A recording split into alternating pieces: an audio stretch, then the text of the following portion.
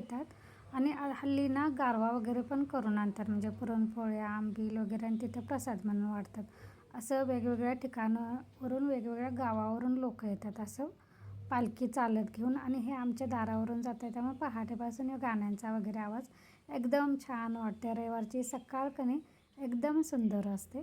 तर इथं मला आज सुट्टी पण होती आणि डबा पण लवकर नव्हता, आणि थोडंसं म्हटलं पोटभरीचा नाश्ता करायचा, म्हणजे जेवण वगैरे वेळानं झालं तरी चालतं. पण मी बनवणार होते आत्ताच. इथे मला पावभाजी करायची होती. त्यासाठी जेवढ्या काय माझ्याकडं भाज्या होत्या ना, त्या सगळ्या कुकरला लावून घेतल्या. इथं ह्या पावभाजीसाठी मी ते फ्रोझनचे वाटाणे वापरले नाहीत. माझ्याकडं जे वाटाणे होते ना, ते मी रात्री भिजत घातले होते, आणि मला थोडंसं जास्त प्रमाणात करायचं होतं, कारण सगळ्यांनाच पुरेल असं, आयांना वगैरे सगळेच येणार होते. त्यामुळे माझ्याकडे कधी आता ते मोठा कुकर लावला तर त्याला वेळ लागणार म्हणून, आणि छोट्या कुकरमध्ये ते बसणार नाही म्हणून छोटे 2 कुकर लावले. हिरवे वाटाणे, कांदा, टोमॅटो एका कुकरला लावला.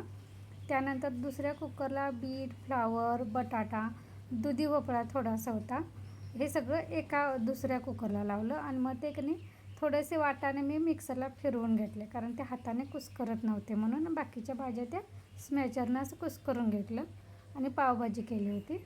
आमच्याकडे कधी पावभाजीला ते लागणारे बनपाव असं ना, कधी कधी भेटतात, कधी कधी नाही. म्हणजे मागच्या वेळी मला इतक्या छान अशा मऊसूत ताज्या लाद्या भेटल्या होत्या, आणि काल आणायला गेलं तर ते म्हटले की एकच माणूस येतो आणि ते पण आला तर येतो आहे, ते आला की आम्ही घेतो. आणि मग ते आलेलं कधी शिल्लक त्यांच्याकडे राहत पण नव्हतं, त्यामुळे मग ते ब्रेडच्या 2 लाद्या मी आणल्या होत्या. पावभाजी झाल्यानंतर मी मोडाची आमटी केली होती, जी परवा मी मटकी मोडानं ठेवले होते ना, इतके छान असे मोड आले होते, आणि ते घरच्या मोडाला कधी आमटीला चव पण चांगली लागते.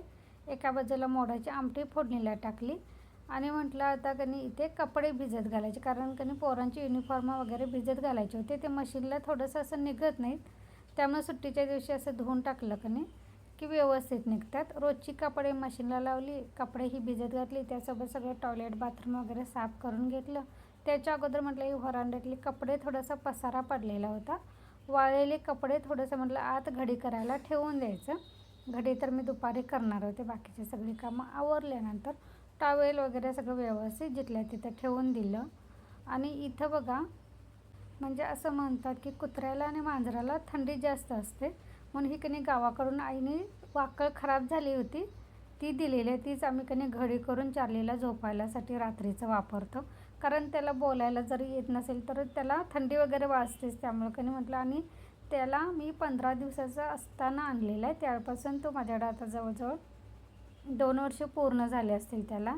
त्यामुळे कधी त्याला तसंच एखादं पोतं वगैरे हांतरून झोपवणं मला तर ते काय पटत नाही, म्हणून मी त्याच्यासाठी वाकळ वगैरे हांतरून ठेवते, आणि सकाळ झाली की अशी घडी करून ठेवते. त्यानंतर मेथीची भाजी पण फोडणीला टाकलेली आहे. म्हटलं तर ती तिकडे शिजतोपर्यंत इकडे आता बरेच दिवस थोडंसं बेडशीट वगैरे बदलले नव्हते, म्हटलं आज बेडशीट वगैरे बदलून घ्यायचे. हे बेडशीट बघा ऑनलाईन मागवलं होतं, आणि इतकं ते खराब निघालं ना, म्हणजे आपलं रेग्युलरचं जे बेडशीट असतं ना, ते म्हटलं घड्या वगैरे विस्कटतात, असं ते इलॅस्टिकचं बेडशीट असते. म्हटलं ते ऑनलाईन मागवलं, म्हणजे व्यवस्थित ते दिसताना कसं गादीवर असं प्लेन हंतरलेलं अगदी छान सुटसुटीत दिसत होतं, म्हणून मागवलं होतं. एकच धुणं झालं, त्यानंतर ते इलॅस्टिक इतकं सैल झाले ना, ते बेडशीट पण इतकं वगळलेलं आहे, तुम्हाला दिसत असेल. डबल बेडचं बेडशीट आणलं होतं. आता मला ते साध्या आपल्या नॉर्मल बेडशीटसारखंच घडी करून वगैरे ठेवायला लागते. अजून एक मी डबल बेडशीट मागवलं होतं, त्याची पण हीच अवस्था झालेली आहे. आणि एक सिंगल बेडशीट मागवलेलं होतं की नाही, ते थोडंसं मला बऱ्यापैकी कॉटनमध्ये मागवलं होतं, ते बऱ्यापैकी झालेलं, म्हणजे त्याचं इलॅस्टिक थोडंसं सेल झालेलं आहे. पण ह्या दोन्हीपैकी की नाही ते जरा व्यवस्थित आहे, बाकी हे दोन्ही पण ऑनलाईन पैसे वाया गेलेले आहेत माझे. त्यानंतर भाजी शिजली, भाजीचं गॅस बंद केला. आता म्हटलं थोडंसं ऊन पण पडलं होतं, म्हटलं आता ऊन पडले तर तोपर्यंत की 1 तासभर झाला होता हे कपडे भिजवून. हे कपडे पण धुवून घ्यायची, कारण मग पाऊस यायला चालू झालं की मग आत बाहेर करत डोक्यावर असं पाणी वगैरे पडतं, आणि मग माझं डोकं वगैरे दुखायला चालू होतं, आणि माझी सर्दी पण अशी नाकातून गळत नाही, त्यामुळे का नाही असं शिरा वगैरे चॉकअप होऊन डोळ्यांच्या खाली डोकं, माथा वगैरे असं सगळं दुखायला चालू होतं. तर इथे थोडंसं मला ते ब्लिचिंग पावडर आणायची आहे, शेवाळलेलं आहे, त्यामुळे म्हटलं पहिल्यांदा सगळ्या कपड्यांना खराब होईल म्हणून ब्रशनं घासून घेतलं. त्यानंतर ही सगळी कपडे धुवून घेतली आणि मग बाकीचं आवरलेलं आहे. हे दुसऱ्या दिवशीचं सोमवारचे सकाळचं रुटीन आहे. आज सोमवारचं आमच्याकडे वर्कशॉपला सुट्टी असते. ह्या मावशीनं आम्ही बरेच दिवस सांगून ठेवलं होतं, ज्यावेळी वेळ असेल त्यावेळी या आणि भांगलून जा म्हणून. थोडंसं तिकडलं मोठं मी काढलं होतं, पण इकडे जास्त असकट असल्यामुळं आज त्यांना वेळ होता आणि आज सुट्टी पण आहे म्हटलं आणि त्यामुळे ते आलेले आहे तिथं. बघा जगदाळ वगैरे किती छान असा पसरलेला आहे. इतकं नीटनेटकाने छान भांगलून देतात की नाही, ह्यांना सांगावं पण लागत नाही की असं करा तसं करा. त्यांचं त्या सगळं त्यांच्या मनानं क्लीन करतात. इथं मेलं वाटतं त्या लिंबूच्या तिथं लावलेलं लावलंय तिकडे एक बघूया की इथं लावलेलं तर तुम्ही मेलं वाटतं. आता ते पावसाळ्यात येते ना. हो तुमच्याकडे हा हां जाता येतं कवा बेग दिलं असं तरी हा छाया मावशीला भांगला बोलवले ग.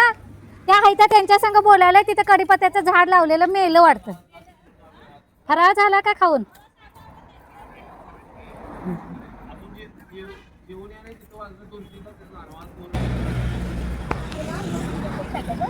होय तिथं कोपऱ्यात टाका, नाही तर इकडं टाकलं सायच्या तरी चालतं त्या कोपऱ्यात, नाही तर इथं हां